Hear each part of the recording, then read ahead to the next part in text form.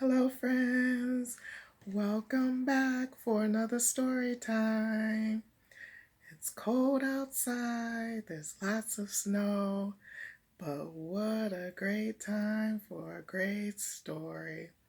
And today's story is actually about snow. But before we start our story, how about we do some breathing? When we do deep breathing, it helps to get oxygen to our brains, and that way we are relaxed and we're ready to hear the story. And I have a fun breathing for you today. This breathing is called balloon breathing. Just like a balloon, you put your hands on top of your head, you take in a deep breath and inflate your balloon. And then you let it out. That's pretty fun, huh? It's fun to do and it's good for your brain. Let's try it one more time. Will you try it with me this time? Hands on your head. Take a deep breath in and let it out. And now that we've done some breathing, it's story time. Today's story is called The Snowy Day. Kind of like today. There's lots of snow outside. It's cold outside. What do you like to do on a snowy day? Making snowmen sounds like fun. Let's see what our friend does on a snowy day. For our story today, the author is Ezra Jack Keats. Do you remember what an author does? An author writes the words to a story. And the title, that's the name of the book, is The Snowy Day.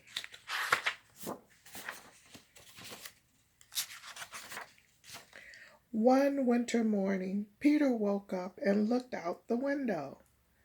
Snow had fallen everywhere during the night. It covered everything as far as Peter could see.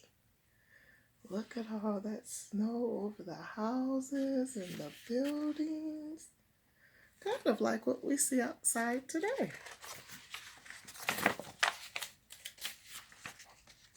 After breakfast, he put on his snowsuit and ran outside. The snow was piled up very high along the street to make a path for the walkway. Whoa, look at how high that snow is piled up. And there's Peter with his hat and his snowsuit to keep him nice and warm. Crunch, crunch, crunch. I wonder why we hear that crunching sound. His feet sank into the snow. Have you ever walked on snow and it made a crunchy noise? He walked with his toes pointing out like this. He walked with his toes pointing in like that. Look at all of those footprints that Peter made in the snow. That sounds like fun to make footprints in the snow. Then he dragged his feet slowly to make tracks, and he found something sticking out of the snow that made a new track. I wonder what that was he found sticking out of the snow. Oh, I see where he was dragging his feet to make those tracks. And look, there's a third track from something else. I wonder what it was. What do you think it may be?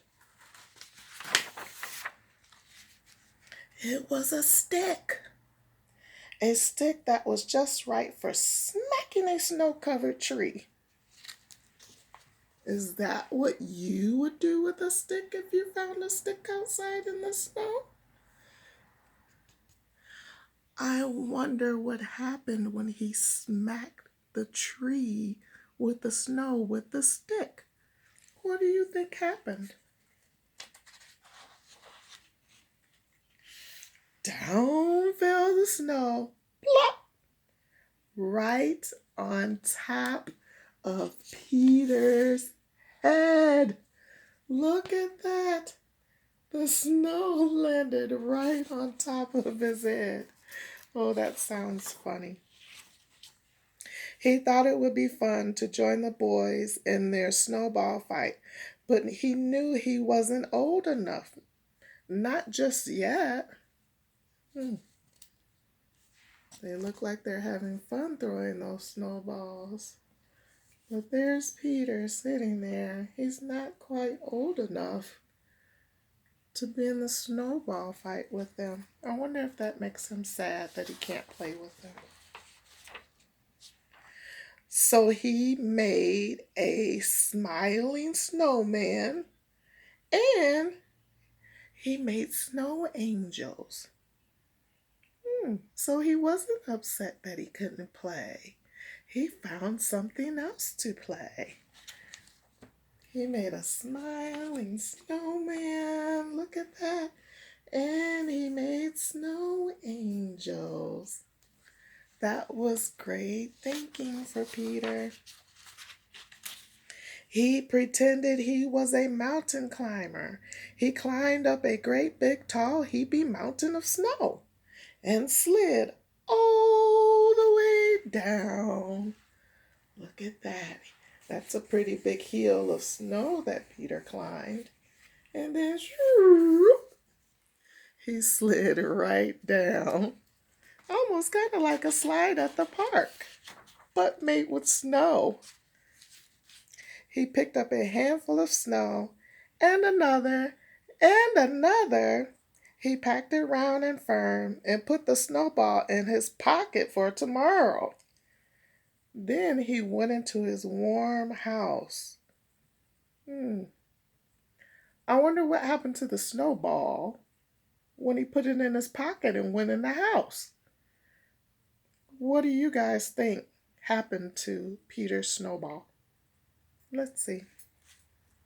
He told his mother all about his adventures while she took off his wet socks. Look at that. He's got a snowball that he put in his pocket for later in the house. And now he's in the house and Mommy's helping him take off all those wet clothes so he won't be wet. He'll be nice and dry. And he thought and thought and thought about them. I wonder what he was thinking about. Look at that. He's in a nice warm bath. He's got his boat and his duck. I even see some bubbles. He must have been taking a bubble bath. I wonder if he's still thinking about his snowball. Before he got into bed, he looked in his pocket. But the pocket was empty. The snowball wasn't there. And he felt very sad. Oh, I wonder what happened to that snowball he had in his pocket. What do you guys think happened? I think he's laying in his bed. He's sad. And I think he's thinking about what happened to my snowball.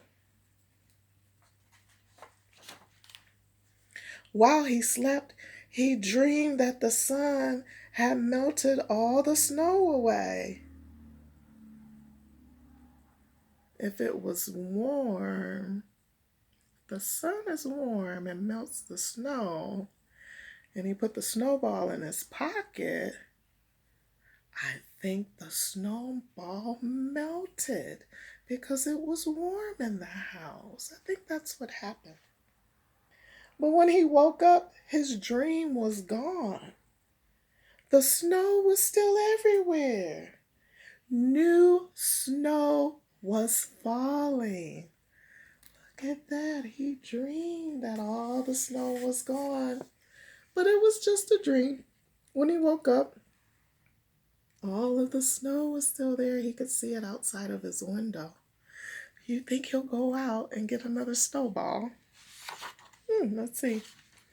After breakfast, he called to his friend from across the hall and they went out together into the deep, deep snow. So he did go back outside after breakfast. He went back outside again. The end. I hope you enjoyed today's story time about the snowy day. Maybe if you go outside and play, you can make some snowballs too. Bye, friends.